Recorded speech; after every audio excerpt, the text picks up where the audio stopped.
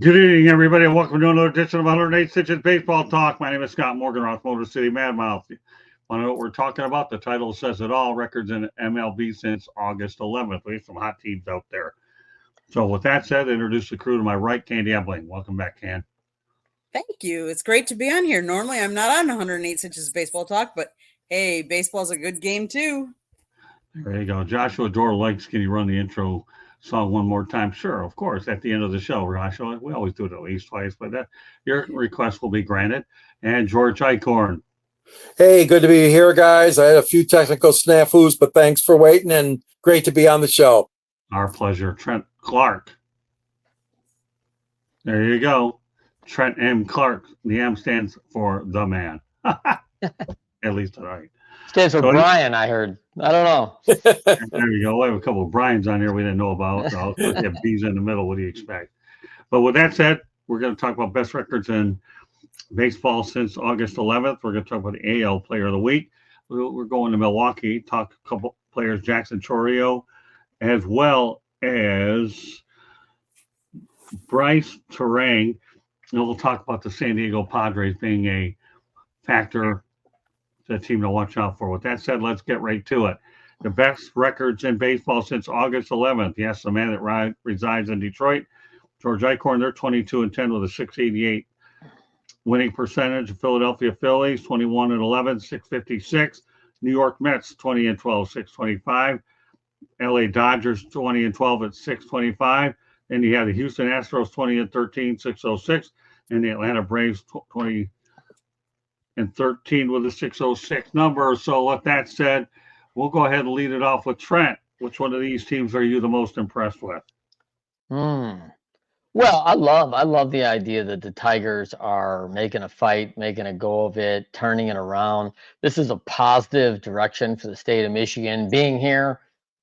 There hasn't been a lot to cheer about in Detroit baseball for a hot minute, so this is nice, man. I think there's some Detroit Lions effect going on in town, and it's starting to bleed over into some baseball. So I think it'd be great to see the Tigers on the upswing. And I mean, August 11th, man. I mean, you're talking about the last 6 weeks. I mean, that's a sustainable time to be playing good baseball, and I think it's a huge confidence boost for what's possible. If you can keep the core of this team going into next season, they know what it feels like to win and get that feeling of playing good baseball 6 weeks. You know, my time with the Angels, we were winning series. We went into every series, win the series. That's right. The whole thing. Like, right? If you win 2 out of 3, you're playing 67% baseball. Like, come on, man. Like, you're doing fine. And you know you're not going to win all the series, but that's the goal. Everyone knew that in a short term as we went through it, win the series. And I think as the Tigers have seen this, they have the capability to do that, and they need to start doing it, playing it day by day. And it sounds like they're playing good baseball. George? Yeah, I echo a lot of what you said, Trent. I mean, ajhinch and chrisfetter are doing a terrific job. I mean, they really are.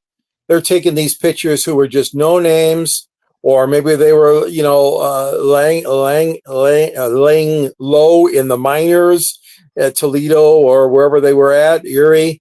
It's just been a remarkable story. And you're right. I mean, it's a town that loves baseball. It's a town that also is very, very cautious when they have a team that's not too good. We're not a town like, St. Louis can draw so many. But that being said, I tell you what, Scott, those other teams too. I mean, Houston, some people gave up the Astros for dead. I mean, everybody was waiting for LA to turn it around. Philadelphia, of course, they had a little bit of a lull there during the summer, but they've come on strong. And I really think that, when you can say your team, which has been below 500 most of the year, is among those teams mentioned, then that is a sign of progress. I agree. And these young kids are playing like there's no tomorrow. They know each other. They were together in the minors, most of them, some of them not. But I tell you, between a few veterans and most of these young kids, Detroit has really got nothing to be ashamed of.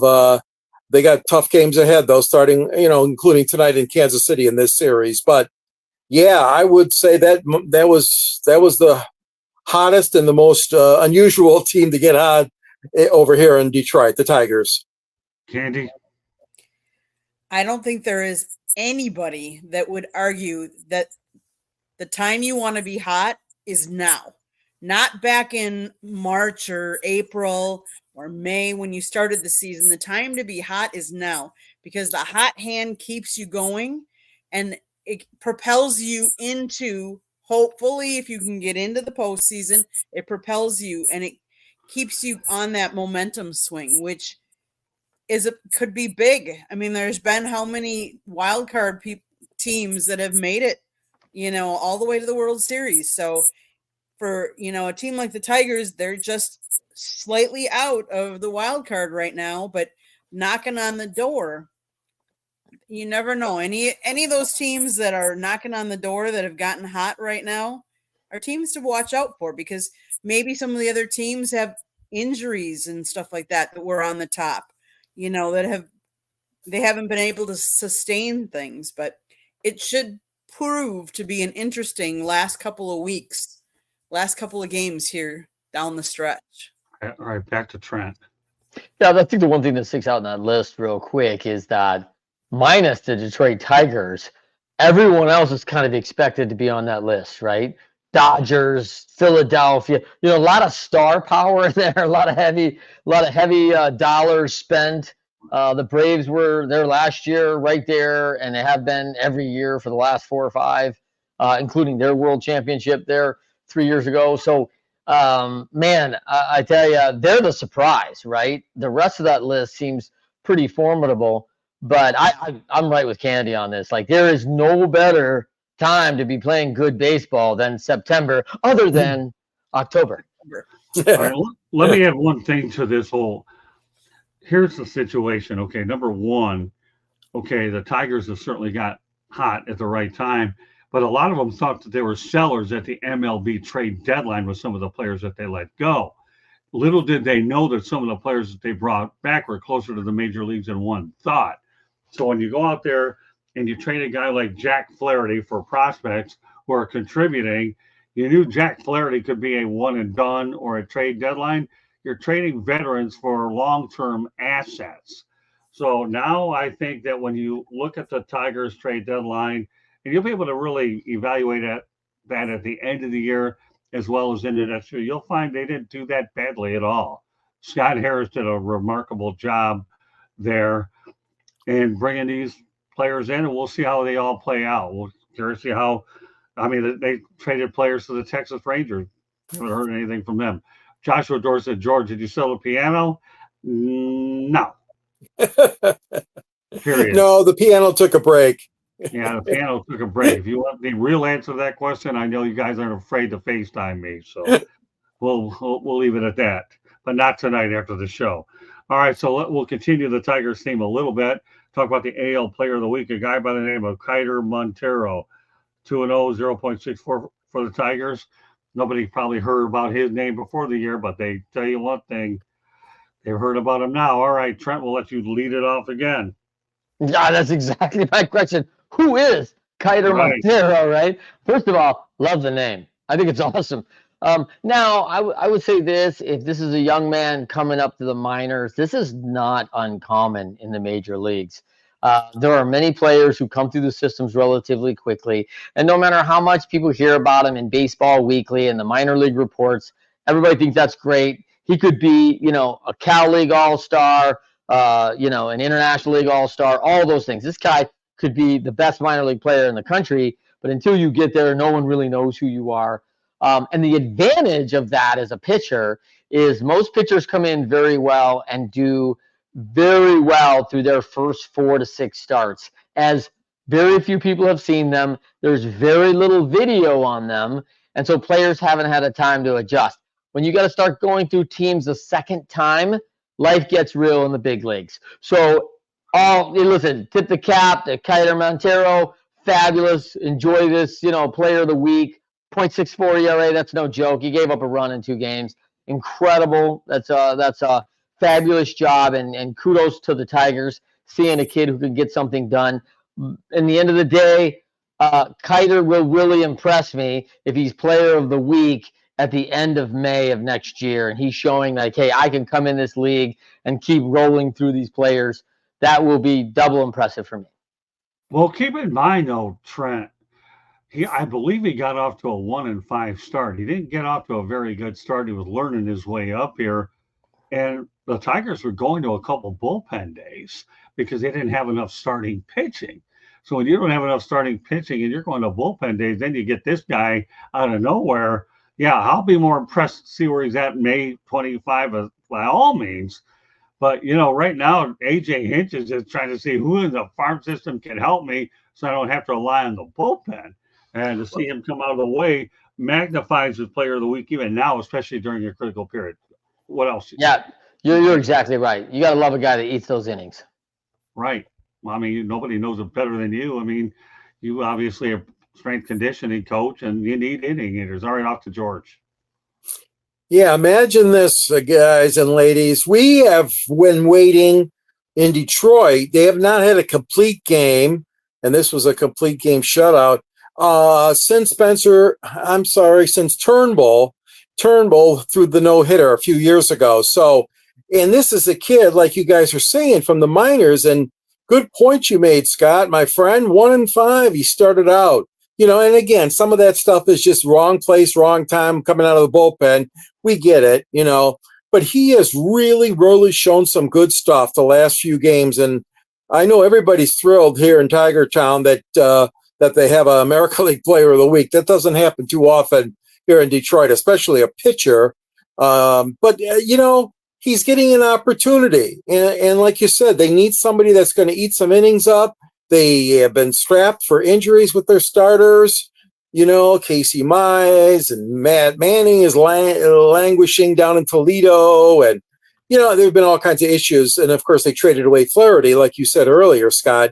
So Detroit has really done this in a strange way, go 20-10. But, I mean, yeah, I'm high on him. I mean, not too many people had him very far in the depth chart this season. But you're right. Good point, Trent. If he can do this and win this award next May, that'll be a good sign for Detroit. Candy? He's a Venezuela professional baseball player. He was born in 2000. He made his major league debut in 2024. Montero signed with the Detroit Tigers and as an international free agent on August 25th of 2016. He made his professional debut in 2017 with the Dominican Summer League Tigers. He posted a 4.02 ERA across 14 games. He returned the next year to the same team. In 2019, he split time with the rookie-level Gulf Coast League Tigers and Low-A Connecticut Tigers. In 2020, of course, due to the pandemic, he didn't play like a lot of all the minor leaguers didn't, basically. 2021, he made it to High A West Michigan Whitecaps. And then he started 2023 with West Michigan before he was promoted to the Double-A Erie Seawolves and Triple-A Toledo Mudhens. On November 14th of 2023, the Tigers added him to the 40-man roster to protect him from the Rule 5 draft. He was optioned to Triple-A Toledo to begin the 2024 season. On May 29th, he was promoted to the major leagues to make his major league debut against the Pittsburgh Pirates in the second game of their doubleheader. He was called up again, and then he was sent down. Then he was called up again June 26th, but was sent down the next day. Then he was called up again on July 3rd to start the game after starting pitcher Casey Mize had to be placed on the injured list. And then again on September 10th, he pitched a complete game shutout versus the Colorado Rockies while facing the minimum of 27 batters. He only allowed 3 hits, and all of them were forced out on double plays. Wow, I didn't know that. That's a great stat. Candy, I wonder if we could pull another stat. Because of what you said, George. Who is the last Detroit Tiger that was an American League Player of the Week as a pitcher? Because I'm wondering if we're going back to our Verlander days. No, I believe, Trent, I did look it up earlier, and they did give it to Spencer Turnbull when he had his no-hitter. Okay. So that's a couple seasons ago. Yeah. Good question, though. Yeah. Awesome. Good. Great all the way around by everybody else. With that said, thinking of Candy doing the research, she can do a station break too. Go ahead, Candy. I can, huh? Okay. South Florida Tribune Publishing Company published a book last December called Lessons from the Microphone, Tuning into the Enduring Wisdom of Visionary Leaders. It was written by your host, Scott, the Motor City Madmouth Morganroth, and the foreword was written by none other than George Eichhorn. It is available on Amazon, Google, Kindle, Barnes & Noble, Apple Books. Get your copy today. There's also a link on our website, www.southfloridatribune.com, where there's also a link to our store where you can get all kinds of merchandise. And you can read what Scott writes, what George writes. We got to get Trent to write something.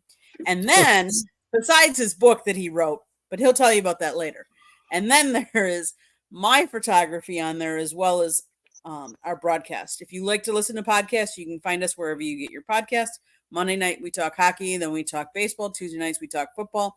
Wednesday and Thursday nights, you never know what we're going to be talking about. At Tribune South is our Twitter handle or X handle. If you want to advertise or sponsor a show, call Scott, 954-304-4941. Back to you, Scott. Thanks, Candy. Well done. All right. Well, onwards to a team Candy Ebling is all too familiar with, okay? And that's the Milwaukee Brewers. Jacksonchourio becomes the youngest player in MLB history to record a 2020 season. Candy and I saw briceturang make back-to-back spectacular grabs in July versus the Miami Marlins. The Milwaukee Brewers under Pat Murphy are in first place in the NL Central with an 86-63 record, 10 games ahead of the Chicago Cubs. Mind you, they're doing this without, we're talking about their best player. Oh, I'm drawing a blank. Christianyelich, right? Yes. Yeah. With that, and their rookie manager, Pat Murphy. Candy, can lead off. Not only is he the youngest, he doesn't turn 21 till next March. Like, that's just crazy. And he's a spark plug to that team. I'm quick pulling up. Brewers manager Pat Murphy said it's just an incredible story. He feels privileged to be a part of it. And to be honest with you, he's an amazing kid, which makes it beautiful to be around. And then you just see the way he stays after it. It goes a long way explaining how Chourio has played a starring role in the Brewers' surprising success. A team enters a tough 10-game stretch, obviously, but they were 10 games above the Cubs. Like, not many people gave us a chance, knowing that craigcounsell left his managerial role to take more money with the Cubs. And believe me, everybody's due their pay and should get their pay. Brewers weren't willing to pay him as much as the Cubbies could. They have deeper pocketbooks. But to see what Pat Murphy has done with such a young team, a lot of rookies on this team, not a lot of veteran star players. Yes, Christianyelich is, but he's also injured. He had back surgery, and so he hasn't been with us the last, I don't know, almost a month, I would say it's been about now. But we saw some, like briceturang made some incredible catches on that game that we saw. And that the game that we also saw, I have to say, we saw Marlins, one of the guys, which one? What was his name? That hit for the cycle against him too. Yeah, I'm drawing a blank. I shouldn't draw a blank.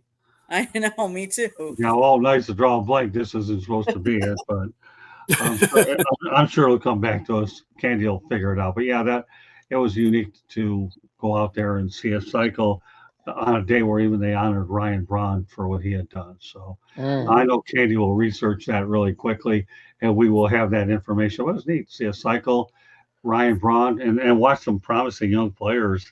The Brewers, like anything else, are not a big market team, so they have to develop with them.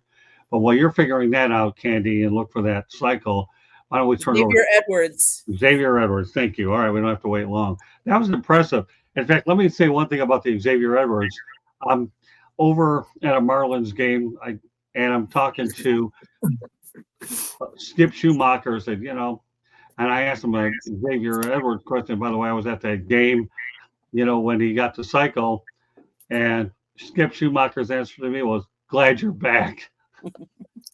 And that night he ended up getting on base 3 out of 4 times. All right, now we'll flip it over to Trent Clark. Yeah, I mean, listen, it's exciting for the Brewers, man. I mean, certainly you can understand Craig Counsell. Interesting enoughly, by the way, is Pat Murphy's no stranger to winning. I played against Craig Counsell when I was in college, when Craig was playing at the University of Notre Dame under no other than Pat Murphy, who was his college coach, and why he brought Pat Murphy back into the fold after a very successful Notre Dame, long career there. Then he transferred into, by the way, where he went for some bigger money at Arizona State University, where he had a ton of success, Pat. And so Pat Murphy's no stranger, certainly probably understands why Craig Counsell went for the big city lights of Chicago, the endorsement deals. There's a ton of stuff.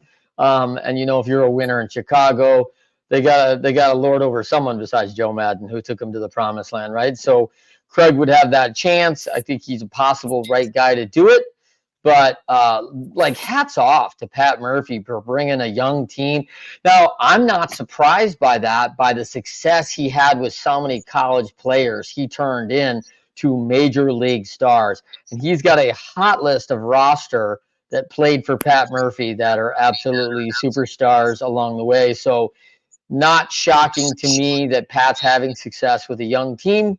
I did pull up something I thought was pretty important today with a young man who goes to. You just went. Yes. On September 16th, 1955, this date in history, 8th inning over the A's of Kansas City in 1955. Get a victory over Chicago 13-7, where infielder Alex George makes his major league debut at Muni Stadium.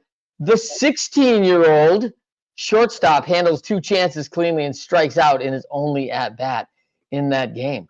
I thought, man, it's a youth movement, Scott. It's a youth movement, Motor City. It's a youth movement, George. It's called September Get Young or Get Out. This is how we do it in September call-ups. Yeah. But, man, this kid, a lot better in the September call-up as a 20-year-old with 2020. I mean, this kid's had the whole season. He's played a great year. So, impressive to see the youth coming.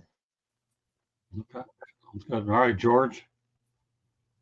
Well, I tell you what, Murphy's done a heck of a job. I mean, this is really something that I know has been a topic on many of your shows, especially with Candy being from Milwaukee. And, the whole thing about upending all the fans and the front office and the players, by taking his show, Counsell taking the show to the Wrigley Field. And, it's one of those ironic things which happens in sports and happens in baseball, where what's the saying go, who's going to get the last laugh? Well, it's not a laugh. It's not a laugh. It's a sign of pride and joy. These Brewers are for real, folks. And I know they've come close in the previous half dozen years or so. And Candy, you've been following them much more closer than I. But, I mean, this is a great story.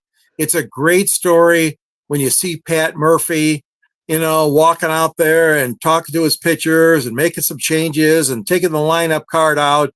Here's a guy that, got his chance and is really making the best of it as a skipper.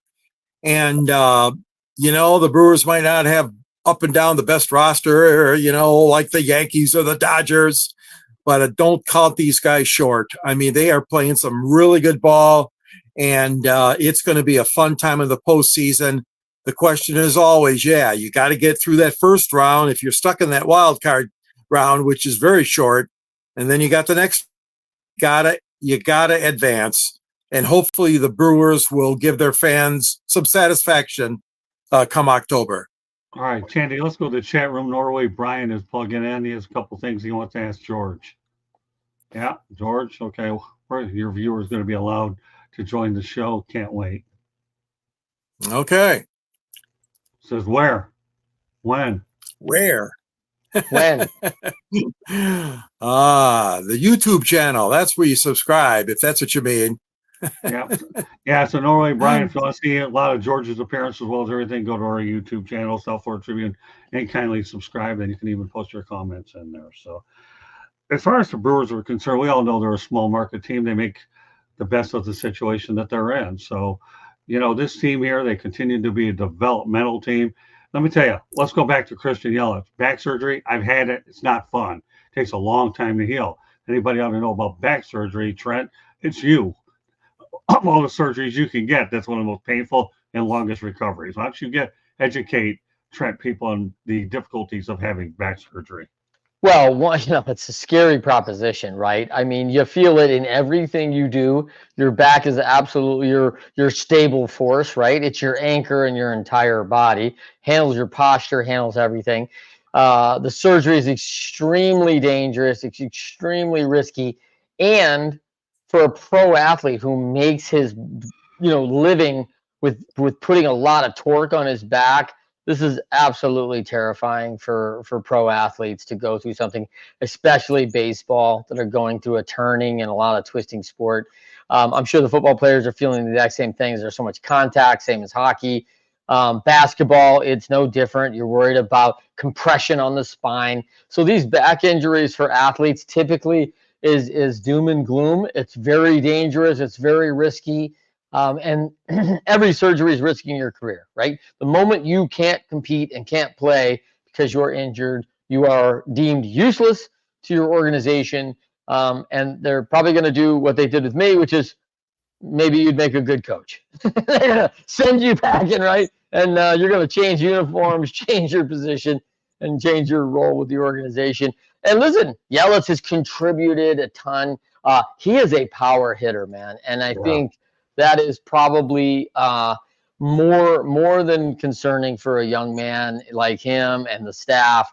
We're trying to bring a guy like that who realizes that not only is his return challenging, but he's returning to a very violent torque to that back, and you just can't rush it. So listen, I hope Christian takes it very slow, takes it methodical, and you know how difficult that is. They all want to be back out on that field, and I don't think Christian Yelich, who's a total competitor, right? Look at his playoff numbers every time he shows up.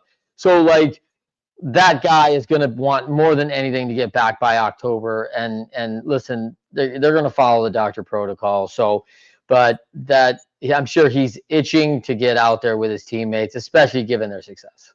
I've spoken to Christian Yelich, one of the nicest people I've ever spoken to, most level-headed superstar. And when the Marlins traded him to Milwaukee, and they have traded with Milwaukee before, I'll say this about him. I hope he wins a ring at some point. There's no nicer guy, superstar, even keeled than Christian Yelich to do it. Final topic of the night. Then we go to parting shots. Don't count out the San Diego Pod. One last thing. I just want to let everybody know that last week a film debuted, Just a Bit Outside. It is based on the 1982 Milwaukee Brewers trip to the World Series. So nice. There you go. I did not see that one hit my major theater, by the way. Did it go right to streaming, or is it in theaters? It's in theaters. I think it started in Wisconsin, though, so I'm not sure if it's out for everybody yet. What's the name of that movie? Just a Bit Outside. Oh, of course. You know who that's from, right? Oh, yeah. Who is it? Mr. Harry Dalton, right? Yeah. But who's the real man? Who is the Brew Crew guy? Euchre. Bob Uecker. Yes, Bob Uecker, one of the best commentators in sports. Just a bit outside. Yeah. Yes, he's only been doing it for over 50 years. 50 years. For a guy who was a below average player, he's certainly become a above average announcer. If you've ever been to Cooperstown, you have the Ford Frick Award. There's a little set up there that you can go out there and look at them all, and Bob's definitely on that list. Yeah. All right. Finally, don't count out the San Diego Padres and the National League West, currently sitting at 85 up, 65 down, 3.5 games behind the Dodgers. Bob Melvin decides, let's go to San Francisco, okay? No problem. Enter Mikeshildt, okay? And my goodness, the former St. Louis Cardinals manager, who should still be the St. Louis Cardinals manager, ends up going. Life is nice in San Diego, especially when you're winning. But that said, George, what are your thoughts on the Padres? Well, the Padres were built to win. We remember a year or two ago when they were signing all these free agents. They obviously had some money to throw around, but they struggled mightily, especially last year. I think that they are legit contenders. I really do. I like the makeup of that team. They're obviously hungry. They've only been to 2 World Series in their whole existence, I believe. And, that's a beautiful place. It's a beautiful city. And it's the only game in town, obviously, with pro sports. I really do think that they've got some good tools there and some good weapons. It's going to be tough beating the Dodgers with all their money and all their superstars. But if anybody can do it, I think it's going to be San Diego this year. It's going to be fun watching in the playoffs and see how far they can go. But yeah, I'm quite impressed by their comeback and the ball they're playing right now, Scott.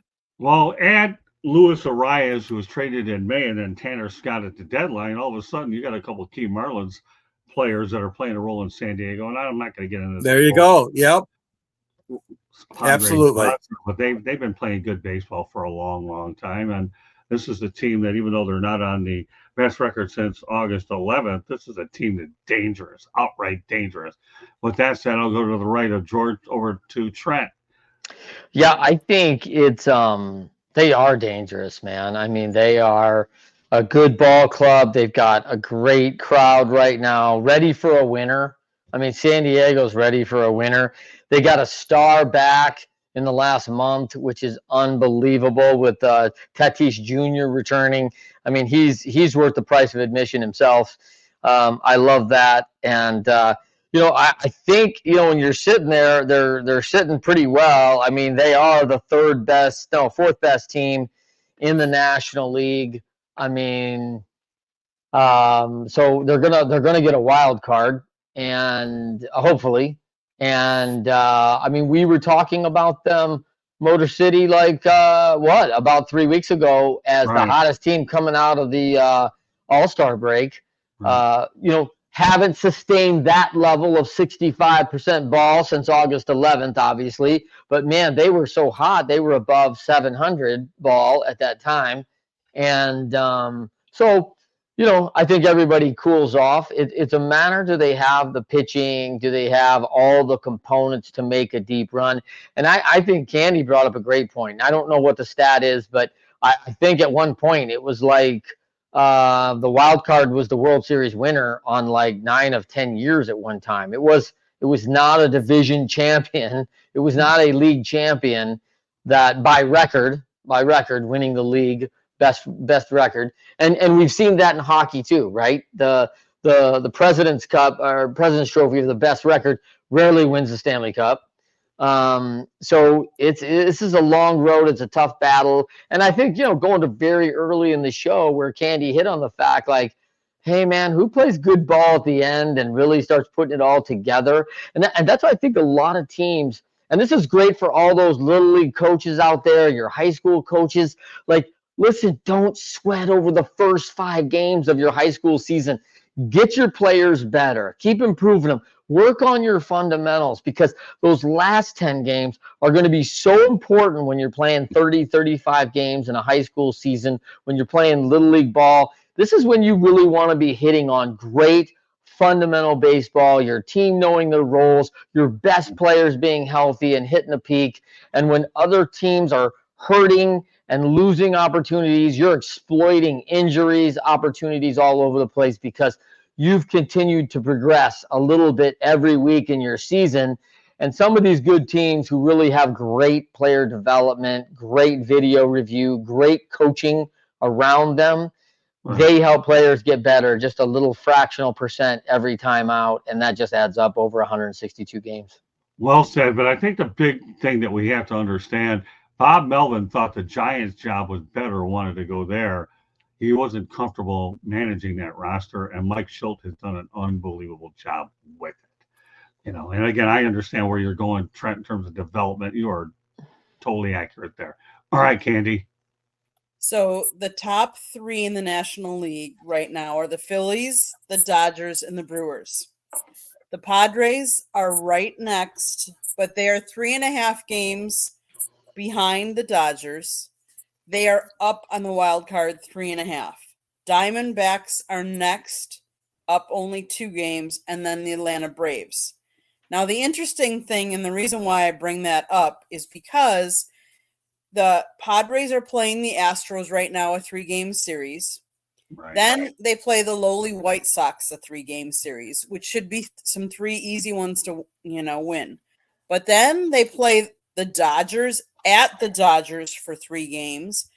And then they go to the Diamondbacks and play another 3 games. So they end the season with 6 tough games that are all in there trying to fight for playoff spots and home field advantage. So it'll be interesting. Yes, the games against the Astros should be pretty winnable, and White Sox for sure.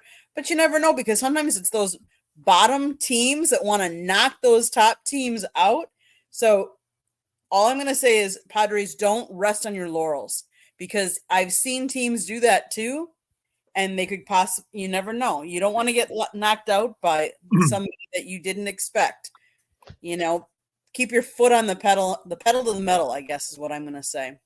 Yeah, and no one's talking about those miracle Mets either. They're sitting right there also. They were on your best record list, Motor City, and they seem to be like a little quiet. Someone may forget them, and all of a sudden they're just a couple games back of the wild card too, with about what? How many to go? I think we've got about 150. We got about 12 to go. I mean. Yeah. I think you don't count a team out with 12 to go that's within 3 games striking distance for sure. And we all saw the White Sox in 2005. I think they were 7 out with like 10 to go and struck gold and ended up winning a World Series that year. To your point, Trent, the Mets are tied with the Braves, but the Braves beat them in the tiebreaker right now. So it comes down to these last couple games. You never know. Well, and I think we're all talking, what we suspect, right? Which is Braves Padres. Yeah, Braves Padres. All of a sudden, you have yourself a bad week, and the Mets have a good week. They're going to put some teams in the rearview mirror, and that's going to be. You're going to get into this press where you're like, oh man, there's only 5 to go. Oh man, there's only 3 to go, and you got to watch out. So, Trent, let me ask you a question. Did you attend the University of Notre Dame?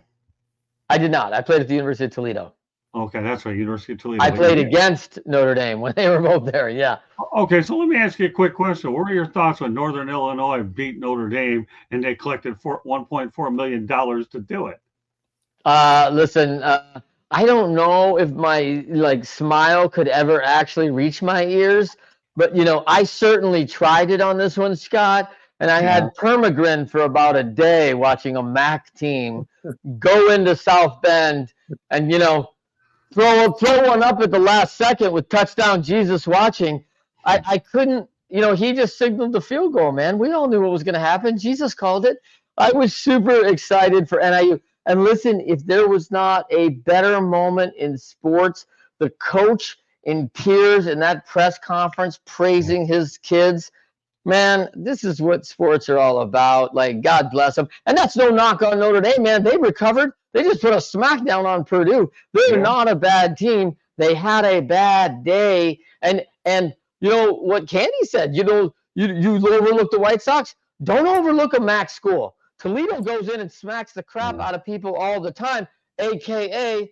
Mississippi State. I don't know how bad that game got, but last time I looked, Mississippi State was down 21 to Toledo. What'd that end up? Well, that's true. You're right. Don't overlook a MAC game, but I'm going to tell you, Katie and I saw a MAC game that became a smackdown, and I expected the Miami Hurricanes game to be a lot closer than the 62-0 spanking they laid on Ball State. I really did, and to make matters more interesting, Candy and I went out there, had to deal with all these lightning delays. We found ourselves, when did we get there, Candy? This was a long day. Well, the game was supposed to start at 3:30, so we get there hours before that. The game didn't actually officially get underway until after 6 o'clock. So there was a 2.5 hour delay. And it was, at first it was going to start, we're going to start at 4:45. And then they start ushering people out, and then lightning is within the area again. So then they had to take everybody back out. And yeah, it didn't officially start till after 6 p.m., which is kind of funny because the week before we actually started at 6 p.m. So, yeah. And we got there at 12 and didn't get home until 11 at night. Go figure. Oh my gosh, that's a long day. Yeah, that's how late it was. All right, George, your thoughts about the Padres. Have I called on everybody on this one? No, I weighed in already on the Padres. All right, everybody all set on the Padres? Yep. Good. Parting shots. George, lead off. Well, my parting shot is going to be about baseball in general. I mean, this is an exciting time of year, and the tough challenge for baseball, sports fans in general, is getting away, if they can, from college and pro football. You're never going to get a total audience that's going to eclipse those two guys, okay? College football and NFL football reign supreme. But what baseball's got to do is something to make it exciting. And that's why I like the expanded wild card round. I like the way they structure the postseason. I do not like them finishing in November. That does stink. I wish this could all get done in October, but based on the current schedule with 162 games and a long, long preseason down in Florida and Arizona, you're not going to see that change anytime soon. Not under this commissioner. So I still love baseball this time of year. My only thing is I wish more people would follow it, as, you know, there's that competition always. And then, of course, you got NBA and NHL training camps right around the corner.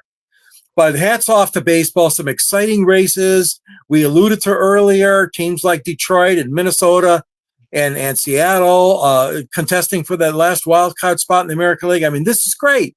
It's great to have this kind of excitement, especially in some of the cities like Motown, Motor City, where we have not had it lately. So that's my parting shot, Scott. Okay, Trent, off to you. Parting shot. Well, one, I'm in the camp on the season. I would love to see the playoffs start right near the end of September. For years, and even when I was back in the day, I mean, we're talking about 2000. People were ready to shorten spring training. I mean, spring training was made for teams back in the 50s when men would have to go to work in the offseason. They came back to Florida, to Arizona, to Southern California to get in shape for 8 weeks. Well, now these kids are in fabulous shape as young men. They come ready to go. I mean, they do not need 30 games. There's no way 45, 60 days is needed here. So it would be fabulous if they could get those teams out on like March 25th and already get going so that you could start that postseason September 25th. I think that would be advantageous for weather-wise for the cold weather. I'd love to see relegation hit Major League Baseball. I love some of these, International League and the International League plus the Pacific Coast League teams. There are some great cities that I would love to see get promoted into the major leagues when these teams can't funnel money to their teams and can't support the local cities. And listen, teams not being able to support the cities typically buy ticket sales, right? It's shown by the butts and seats. So, with that, I would love to see that. I think my last parting shot is again on this day, this day in history. I got another good one for you where Chavez Ravine was put into action this day in history in 1957. They carved out the 300 acres for the Dodgers Park this day. And, of course, I will finish with that Toledo Rocket was a 24-point victory over SEC, Mississippi State, in their house. Go Rockets. There you go. Well, that was a Rocket Man type of a parting shot. Good stuff. All right, Candy, what's yours? Back in February of 2014, a stray dog wandered into Brewers spring training in Maryvale, Arizona. Little did the dog know what would happen next in his life. Brewer players, coaches, and staff instantly took to the small dog, and he spent nights in all of their homes in Arizona. He was named after Milwaukee baseball legend Hank Aaron. But when spring training ended, the Brewers couldn't leave Hank behind and gave him a spot on their team. He even had his own house at Miller Park, which is now American Family Field. Hank was officially adopted by a family of the chief operating officer of Marty Wonowski. The ballpark pub quickly became a star in the city. He even won Dog of the Year award at the World Dog Awards in 2015. Hank was truly loved by our family, and we are so grateful for the 10 years we had him. Hank seemed to know that he was rescued by the entire Brewers family, and he never met a fan or really any human he didn't love. We are heartbroken as he passed away on Thursday. He helped raise money for the Wisconsin Humane Society. That they even did. I want to say they have a stuffed little Hank in that they put out, and it's just sad. He was such a cute little pup face. I think they even did a bobblehead promotion for him for the Milwaukee Brewers. Like the team adopted him. And they tried to find his owner out in Arizona, and no one ever came forward. So the team adopted him, really. And it was just sad to hear that he had passed away on Thursday. But kudos to my Milwaukee Brewers for having the season that they're having.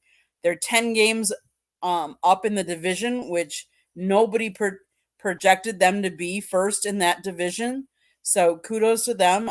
I just hope that they can keep sustaining it, and good luck to them in the playoffs. All right, my parting shot. Mike Trout says he's open to a position change to stay healthy. We'll explore every option. Yeah, you know what? Bryce Harper made one when he went from the outfield, crashing into walls and over at first base. Mike, you're too good to be on the injured list. I hope they find a position for him. The LA Angels are paying him an awful lot of money. He needs to be a contributor. Ron Washington done as good a job as he can with the roster that he has around him. But let's not kid yourself. If you have Mike Trout's bat in that lineup, then they probably win another 5 or 10 games at least.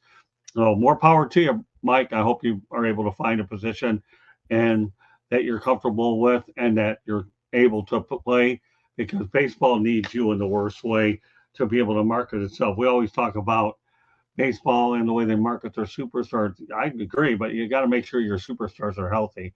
So, and Mike Trout means a lot to MLB. All right, with that said, let's go ahead and as we wrap up the show, George, let everybody know how they can get a hold of you. Yeah. You can follow me on the South Florida Tribune website under the Motor City Tribune. There's a column there from me every once in a while. I enjoy writing. And, there's a link at the end of my column to my book, which is called Detroit Sports Broadcasters on the Air, over my, it would be your right, my left, and on the screen there. And it's a great book filled with sports broadcasting history and unique photographs. I even got a young Scott Morganroth in there with Muhammad Ali and Jimmy Connors. It was just a great, great book for me to write. I love broadcasting. And also, you can reach me at gicorn@yahoo.com, on Twitter at SanGSports99. And, of course, follow me on this show, 108 Stitches, as well as Fire Up Florida and the Sports Exchange and Scott's new Motor City show. So looking forward to more action, and great being with all of you tonight, talking our favorite pastime. Okay, we're going to turn over to Trent. You know what to talk about, leading winning team. Trent. Out there. Yeah, thank you. You can reach me at Trent@leadershipidiot.com. Anyone's welcome to reach out to me at any time. Now, my new book, Leading Winning Teams, published by Wiley Publishing. And super excited about that book. You can find that at bit.ly/TrentLWT. You can find that at my author page, all the information.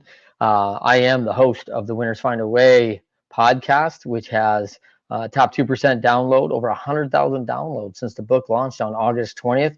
So we are on a rocket ship on the way on that podcast. So we hope you'll join us over there. And I am a guest always with the Motor City Mad Mouth on the Sports Exchange, on 108 Stitches, and anywhere the Motor City Mad Mouth needs me. So I am always jumping in, and I'm thrilled to be here with the great George Eichhorn and, of course, Candy filing to anything in the world, Candy, who will find a stat for us in the rarest of places. So it's a great show, and I'm thrilled to be a part of it. Well, you know what, Trent? I'm going to tell you, I'm very thrilled to have you part of the network. I always want people in here that certainly enjoy having fun, educate, and you know what? You're one of the best pickups I've had in 2024, and I'm looking forward to a lot of great work with you. So we're just as delighted that you're with us as you are to have us along with you. But that said, though, Trent, what can I say? I'm looking for thoroughbreds on this show, and I got them, and on every show. You guys are great. So Thank you. now, all right, we'll turn over to Candy. Back in November, Scott published a book too, Lessons from the Microphone, Tuning into the Enduring Wisdom of Visionary Leaders. He wrote it. George wrote the foreword. It is available on Amazon, Barnes & Noble, Kindle, Apple, and Google Books. There's a link on our website, and George is holding it up too because he's got a copy.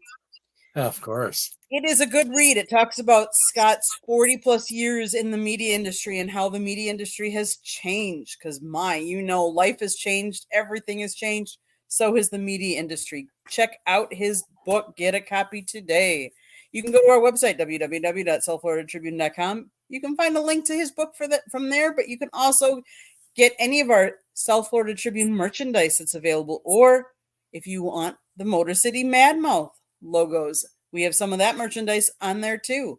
But George writes, Scott writes, I take pictures. It's all on our website. Go check it out. There's all kinds of good stuff. We get a lot of the South Florida colleges send us material. We have, if you're into NFL, we have the Lions, the Dolphins, and the Jaguars all send us their transcripts of all their quotes from all their press conferences. So you can always get those there as well. If you want to advertise with us or sponsor a show, call Scott 954-304-4941. If you listen to podcasts, we're on all the different platforms, wherever you get your podcast. If you see the red subscribe button in the lower right-hand corner, that means you have not subscribed to us. Please do so. Monday nights, we talk hockey, and then we talk baseball. Tuesday nights, we talk football.